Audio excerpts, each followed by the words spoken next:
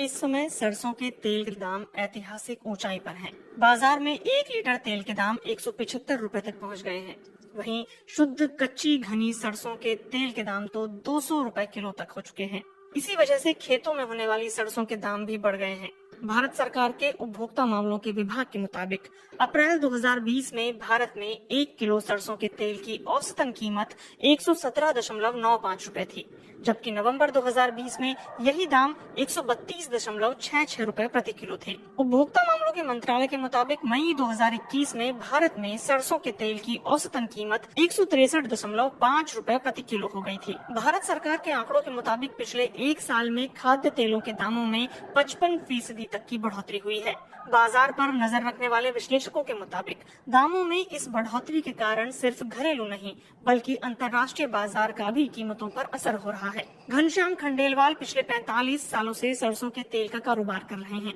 घनश्याम खंडेलवाल मानते हैं कि सरसों के दाम बढ़ने के पीछे कहीं न कहीं सरकार की मंशा भी है। वो कहते हैं कि ऐसा भी हो सकता है कि किसानों को सीधा फायदा पहुंचाने के लिए भी सरकार ने सरसों के तेल के दाम बढ़ने दिए हों। खंडेलवाल कहते हैं कि पिछले 13 सालों में अंतर्राष्ट्रीय खाद्य तेल बाजार सबसे ऊंचे स्तर पर है। जो तेल 25 सेंट तक का मिल जाता था, उसका दाम अभी 65 सेंट के आसपास है। अंतर्राष्ट्रीय बाजार में ऑयल सीड से मिलने वाले खाद्य तेलों के दाम लगभग 2 गुना हो गए हैं, जिसका सीधा असर भारत के बाजार पर भी पड़ रहा है। अगर यह तेजी जारी रही तो सरसों के दाम 8,000 रुपए प्रति क्विंटल तक भी पहुंच सकते हैं। कृषि विशेषज्ञ देवेंद्र शर्मा सरसों के तेल के दामों के बढ़ने को एक स्वागत योग्य संकेत मानते हैं। वो कहते हैं इसका सीधा फायदा किसानों को हो रहा है। देवेंद्र शर्मा मानते हैं कि भारत में खाद्य तेलों के दाम बढ़ने के पीछे कहीं न कहीं भारत सरकार का मलेशिया से पाम ऑयल के आयात पर सख्त होना भी है। शर्मा कहते हैं जब मलेशिया ने कश्मीर के ऊपर टिप्पणी की तब भारत ने मलेशिया से पाम ऑयल के इंपोर्ट को फ्री लिस्ट से निकालकर रिस्ट्रिक्टेड लिस्ट में रख दिया। भारत अधिकतर पाम ऑयल मलेशिया से ही इंपोर्ट करता है, लेकिन अब भारत का मलेशिया से आयात लगभग 0 हो गया है।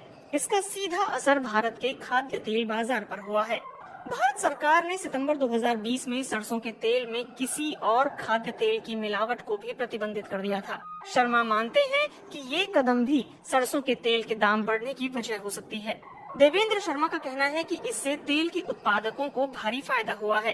भारत में सरसों तेल का सबसे बड़ा उत्पादक अडानी समूह है, जिसके तेल फॉर्च्यून नाम से बिकते हैं। भारत में सरसों के तेल का बाजार करीब 40,000 करोड़ रुपए का है, जबकि करीब 75,000 करोड़ रुपए का खाद्य तेल आयात किया जाता है। इसके अलावा अंतर्राष्ट्रीय बाजार में भी तेल के दाम ऐतिहासिक ऊंचाई पर हैं। इसकी एक वजह चीन में बढ़ी मांग भी है।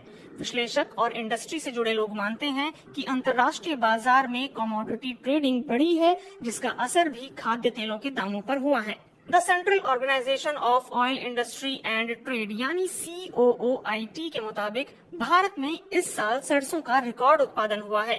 भारत में रबी मौसम के दौरान लगभग 90 लाख टन सरसों का उत्पादन हुआ, जो पिछले साल के मुकाबले 19.33% ज्यादा है।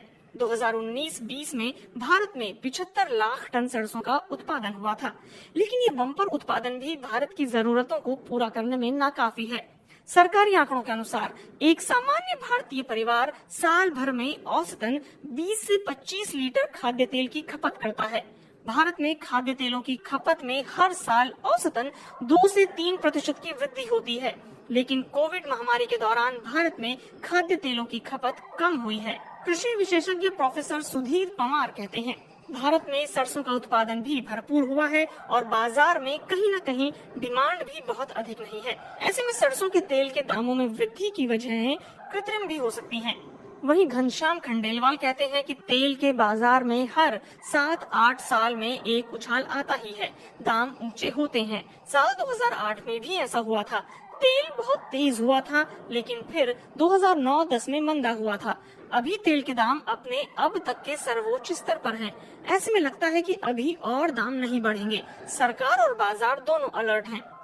खाद्य तेल के दाम बढ़ने का असर आम लोगों के बजट पर होता है। खपत का कम होना इस बात का संकेत भी है कि बहुत से लोग अपनी जरूरत के हिसाब से खाद्य तेल नहीं खरीद पा रहे हैं। चैनल को सब्सक्राइब करें और वीडियो सबसे पहले अपने मोबाइल पर पाने के लिए बेल आइकन को दबाएं।